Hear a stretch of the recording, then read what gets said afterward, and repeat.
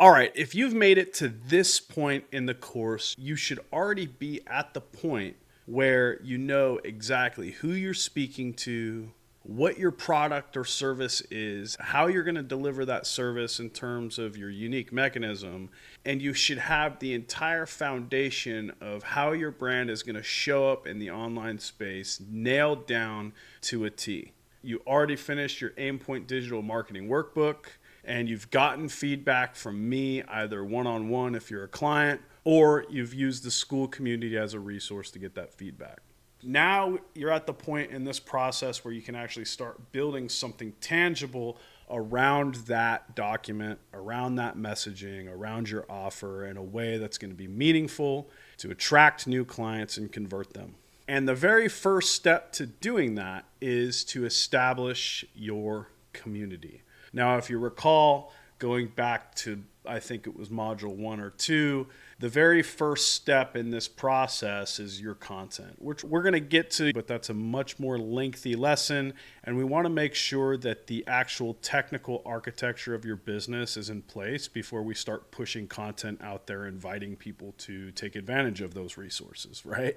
So first thing we're going to do is we're going to build our community. This is ultimately where we want to send our warm audience to so that they can experience what it's like to work with us, see the results of the clients that we're already working with, connect with like-minded people who also share the values and the belief systems that your brand aligns with. This is your community. Understand that if your goal is to build a brand that creates impact and helps people, you first need to understand that you'll never succeed speaking at people.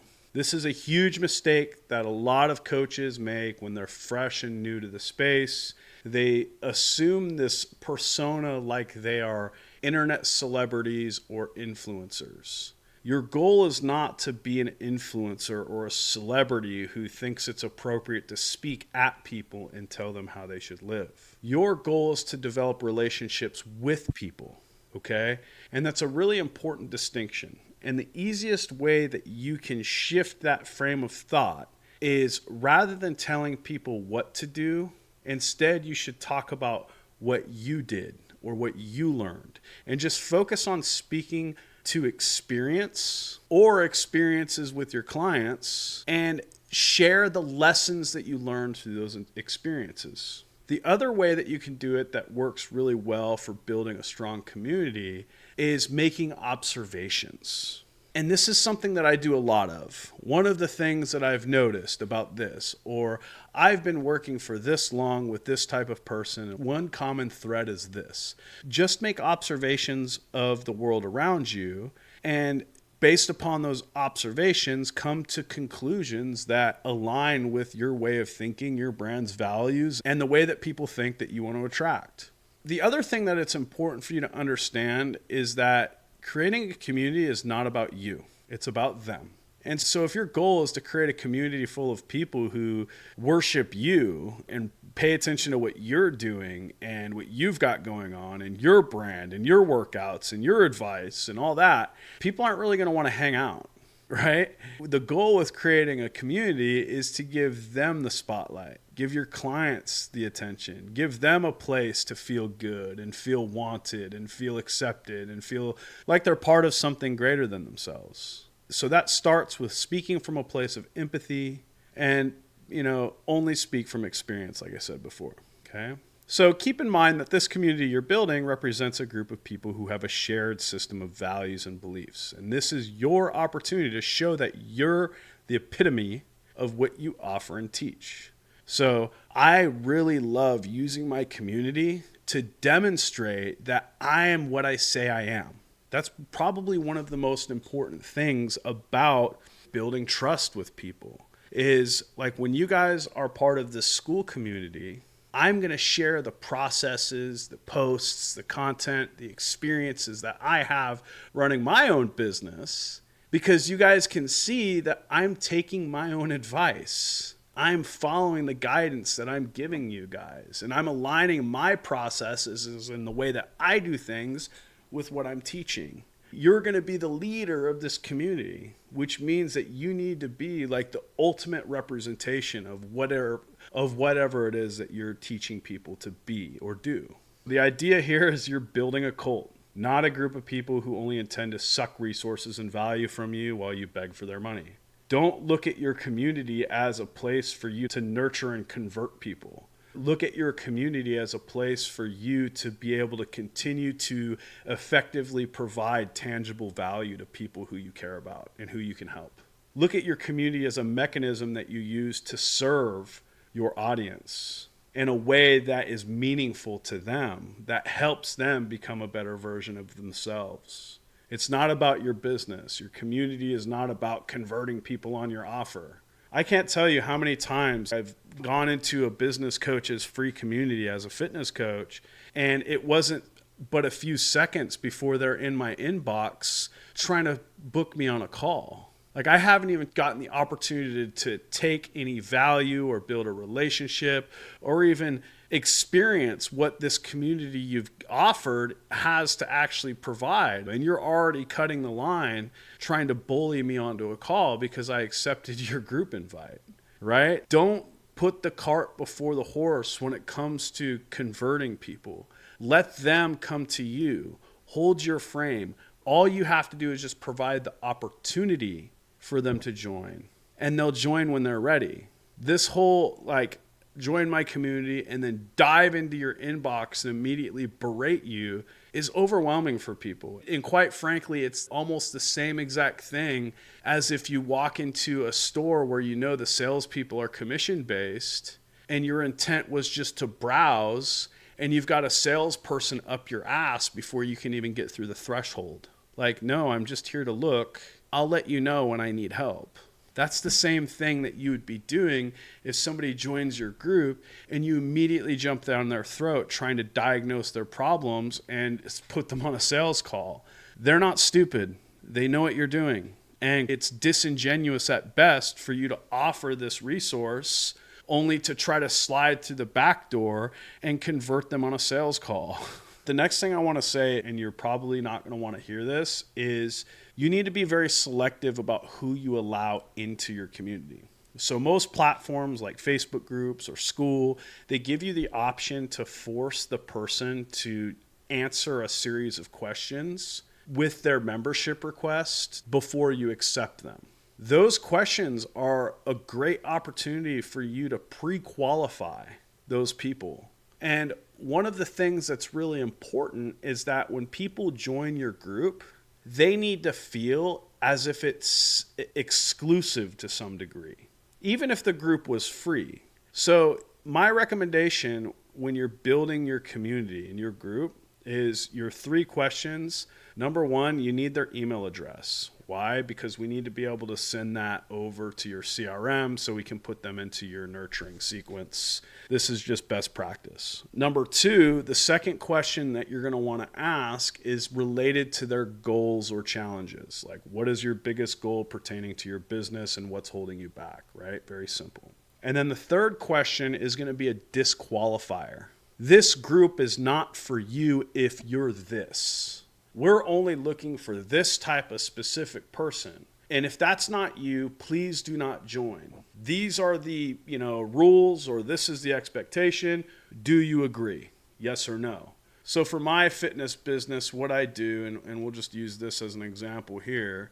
I'm not going to show you his face for his privacy, but my disqualifying question is, this is a group for men who want to improve their lives, not a support group for boys still going through withdrawals from their mommy's tit. If you're the type of sissy who complains about not being motivated, you're not welcome here. Got it? Yes, I agree. Or no, I changed my mind. My next question is, what is your primary fitness goal you're striving to achieve? And what has been your biggest challenge or obstacle in reaching that goal? Pretty straightforward. And then the next piece is, to help you with your goals, I'd like to send you this free resource, which is typically the lead magnet that you ran the ads to, right? Like we talked about. The goal of this is to teach you this. Enter your email below. And then last is automatic for Facebook, which is, do you agree with the group rules? This is an easy, very simple way of going about setting up your membership questions to disqualify the people that you don't want in your community and to qualify the people that you do. Later on, when we get into setting up your technical tasks and going through and setting up Go High Level and all that stuff, I'll teach you some of the plugins I use. But just to give you a preview, one of the Google Chrome plugins that I use is called Group Leads. So what it does is it gives me these little buttons here, and there's also a red one to accept them, but I'm not going to scroll because, again, his privacy. And what happens is that will automatically push that contact to a Google Sheet where it has everybody's details on it. And then it'll also push that data right into your Go High Level. And so that's really, really useful because now anytime somebody joins your group, you can have it set so it automatically tags them. And then when they join your group, you can send them an email like, hey, just wanted to reach out and let you know I accept your request to join the group. Welcome in. And you can start that nurturing sequence from there. It works really well.